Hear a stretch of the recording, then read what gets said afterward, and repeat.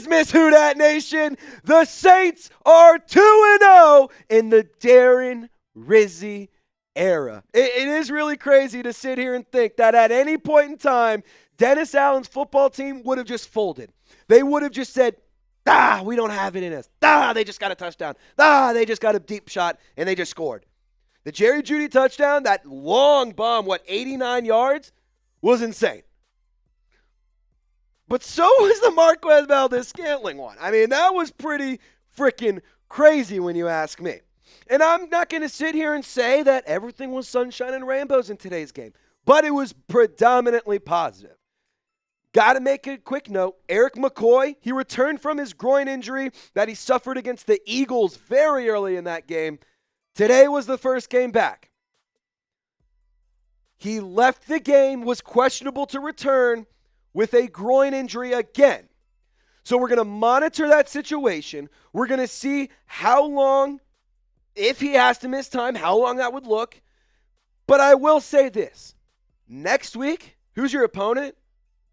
Oh, that's right. It's, the bye week. So you're playing against getting healthy. You're playing against nobody. Like, all you have to do is just get healthy. Kick your feet up. Watch some ball. Watch the Rams game.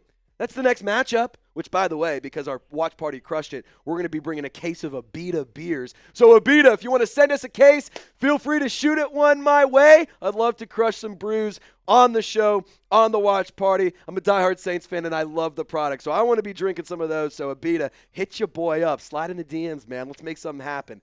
But anyway, let's talk about specifically how this team played. And I want to focus first on Taysom Hill, because it felt like he put this city on his back today. It was really impressive what he was able to do today. The negatives, and then we get to the positives. First, Taysom Hill threw 2 passes today. One was caught for 18 yards. The other one was a deep shot, and it got picked. It was a bad throw. It should have never been thrown. To be honest, he should have probably just tucked it and ran or just threw it out of bounds. That play right there was a big reason why I'm sitting here saying, and why I've always sat here and said, Taysom Hill is not best utilized as a full-time quarterback. He's better utilized situationally and thrown around at different position groups, because you never know what he's going to do. Taysom Hill today, we saw multiple times where he lined up at quarterback and they took it for a nice run. He did it for a touchdown at the very end of the game. He did it to get the New Orleans Saints a touchdown earlier in the game, faked the handoff. He just took it and ran, faked out the entire stadium. Taysom Hill had an absolutely phenomenal day. Excuse me. 18 yards in the air, 138 yards on the ground with 3 touchdowns. And then on top of that, 8 catches for 50 yards. That is a career high. 8 catches is the first time Taysom Hill has had that many grabs in one game. But it wasn't just number 7 who had an absolutely stellar day. Marquez Valdes-Scantling, the legend continues. He had an insane 71-yard bomb for a touchdown, a total of 87 yards, 2 receptions. He was good. Foster Moreau, he did get shaken up pretty early in the game, but then he returned to action. It was a shoulder injury. It was questionable. He returns to action, and he makes a bunch of plays. And he makes a very crucial 3rd down catch that gets him right up to the line of scrimmage, or to the first down marker. They mark him short. I thought it was a first down, but they mark him short, and they were able to convert the next play and extend the drive.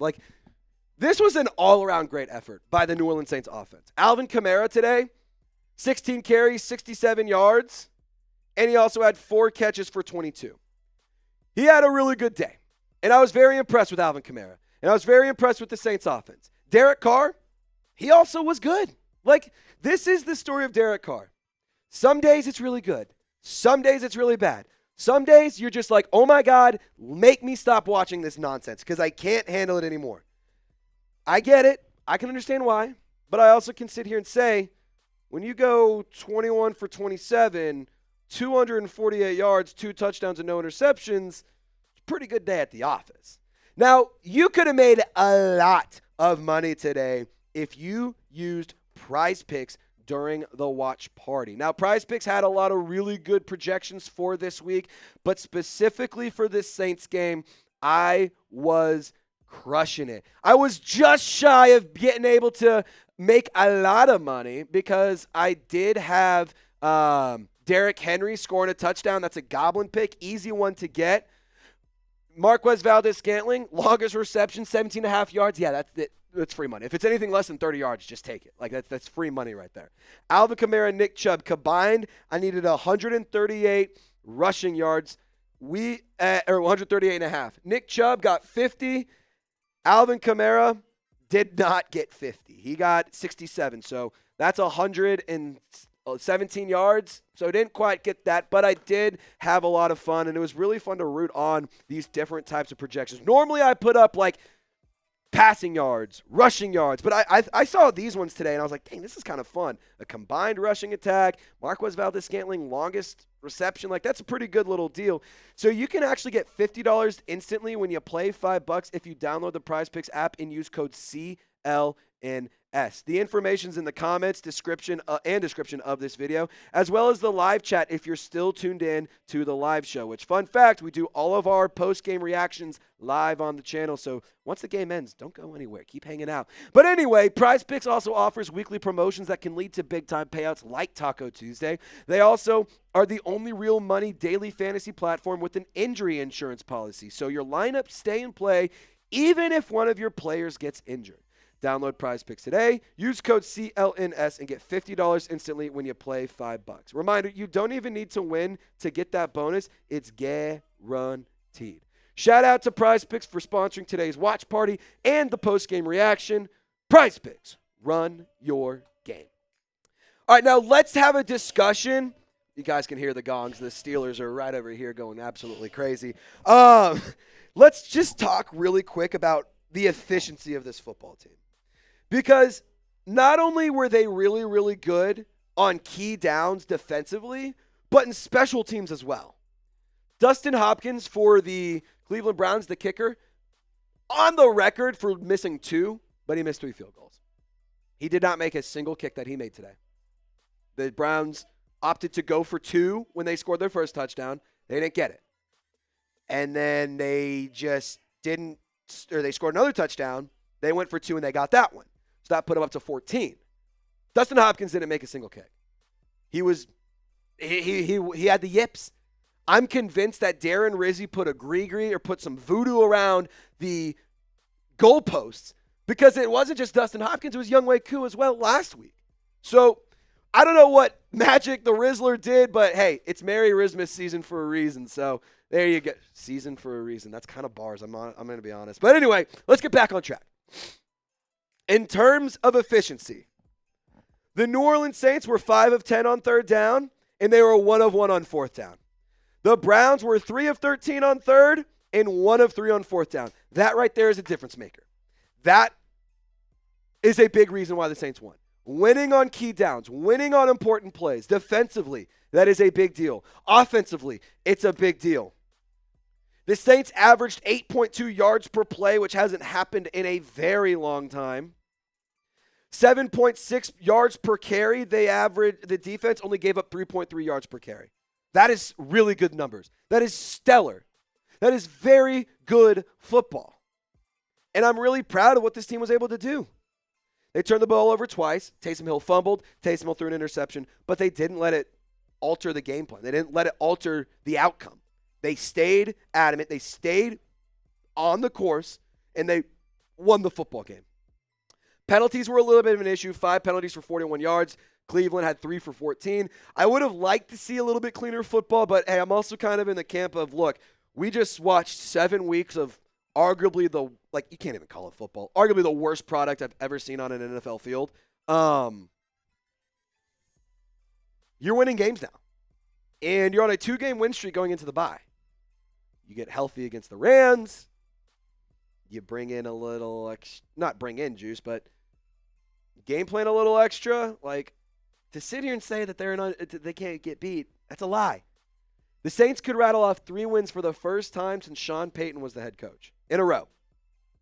Darren Rizzi could accomplish that feat. Dennis Allen in his tenure never did that. Never had a 3-game winning streak. So if Darren Rizzi can do that, I'm sorry to say this, if you go win 3 in a row, win them all. Win them all. I've had a lot of questions. I've had a lot of answers and people ask. Sorry, I'm all over the place right now. I've had a lot of people ask, Trace, do you want to win out or would you rather tank and get a top 5 pick? Going into today, I was like, that top 5 pick is kind of nice. Maybe you win 1 or 2 and call it a day. Now you're undefeated as Darren Rizzi as your interim head coach. Things get a little interesting. Things get a little dicey. Moving forward, I think we could see some good stuff here. I also want to discuss the idea that Darren Rizzi, if he works out and he is a good head coach, they're very ahead on their rebuild. The New Orleans Saints are. And on top of that, there's a really cool article. I discussed it on a show previously from the 33rd team that Darren Rizzi actually wrote for the blog, discussing why special teams coordinator are great head coaches. And it's so interesting. It's so cool. And if you guys haven't seen it, go check it out on the channel or go look up the article. Let's talk defense, though. We've talked a little bit about it. Demario Davis had almost 3 different times where he got an interception. Alontae Taylor had a few times where he got beat, gave up a few big plays, but overall had a good game. 5 tackles, or 8 total tackles. 5 of those are solo. No tackles for loss, but he did have a couple PBUs. He did get his hand on the ball multiple times. 2 PBUs today. Demario Davis, 13 tackles, almost a couple of interceptions. Ugo Amadi had a really good day. 9 tackles on the day. Pete Werner, he was all over the place, and he had a club on his hand. 6 tackles on the day for him. Cameron Jordan created a lot of pressure, did some really good stuff. Brian Brzee, 1.5 sacks today. Chase Young, half a sack. Saints are starting to kind of move back in the right direction. I'm not saying it's perfect. I'm not saying it's all figured out. And I'm not saying that this is a complete product. It's better than when Dennis Allen was around. It's a lot better than when Dennis Allen was around. Again, I said it earlier. I think at multiple different occasions, the Saints could have lost that game. And they would have lost that game if it was Dennis Allen as the coach. Multiple times. When the Browns climbed back and got it a tie game, I was like, here we go. Oh, shit, here we go again. Cue the meme from Grand Theft Auto. They did it. They got to win. And at the end of the day, that's what's most important. So, Saints fans, Merry Christmas. Also, I want to send some love. I'm sure you guys have been thinking this jacket, absolutely fresh. Randy Lemoyne, one of our big-time supporters of the channel, he actually mailed this jacket to me a while back. It's finally cool enough here in Dallas, Texas, where I can rock this jacket.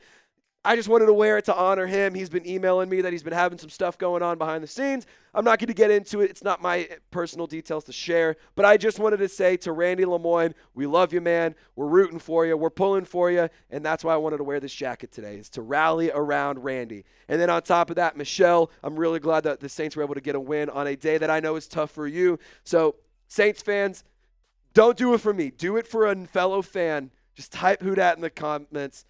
Like the video, and Who Dat Nation, y'all stay golden. Merry Christmas. Enjoy your Sunday evening.